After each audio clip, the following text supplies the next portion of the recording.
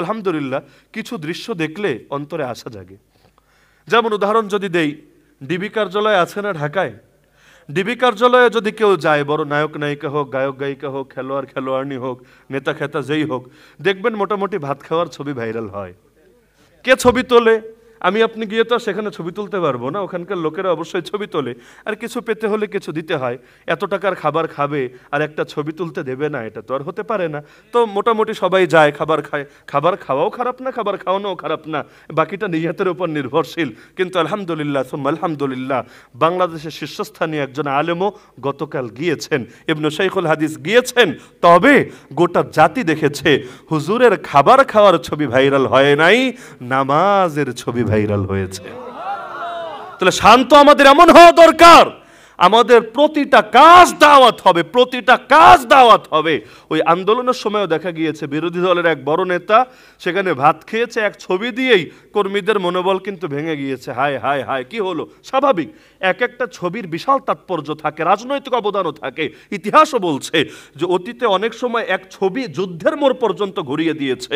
তো এক বিশাল আন্দোলনে পর্যন্ত কর্মীদের মনোবল নড়বড়ে হয়েছে নেতাকে খেতে দেখে। আর আমাদের মতো মাজলুমদের, আমাদের মতো তাওহীদবাদী মুসলমানদের অন্তরে আশার আলো জেগে উঠেছে হুজুরকে নামাজ পড়তে দেখে।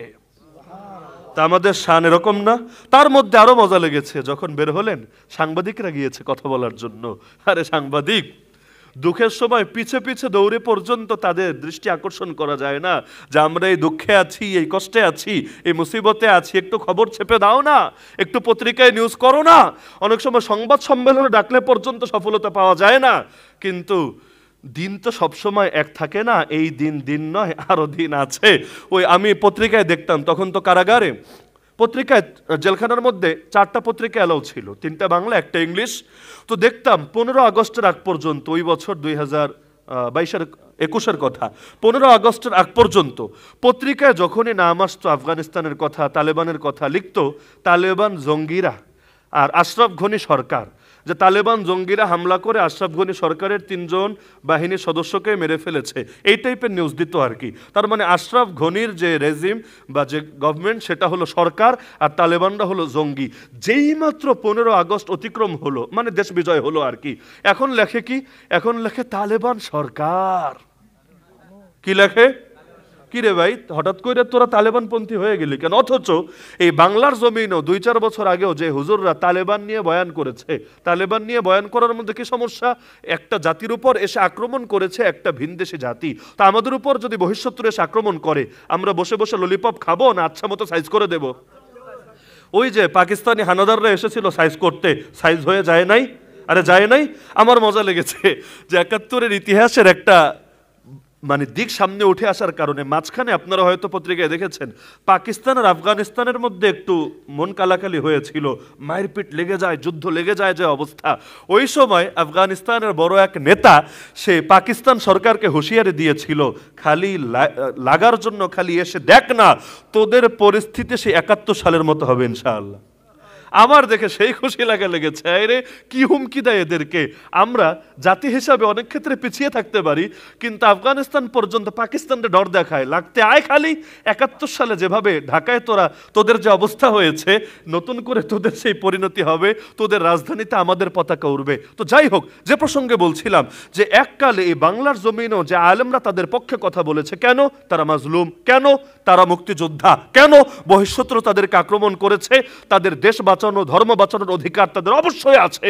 তো এই পক্ষে এখন তাদের মাথায় পাগড়ি আর গায়ে জামা আর পড়েছে কওমি মাদ্রাসায়, এজন্যই কি তাদের বিপক্ষে বলা লাগবে নাকি? এটা তো কোনো যুক্তিই হতে পারে না। তো ওই সময় যে হুজুররা পক্ষে বলেছে, এদেরকে রিমান্ডে কঠোর ঝামেলায় পড়তে হয়েছে। এর মধ্যে আমিও আছি আর কি। কি হুজুর তালেবানের পক্ষে কেন কথা বলেছেন? আমি একটাই যুক্তি দেখিয়েছি যে তাদের সমস্যাটা কোথায় আমাকে বলেন। আমাকে বলেছে যে তারা তো জঙ্গি সংগঠন, তারা আন্তর্জাতিকভাবে চিহ্নিত জঙ্গি সংগঠন। আমি বললাম তাদেরকে জঙ্গি সংগঠন কে বলেছে?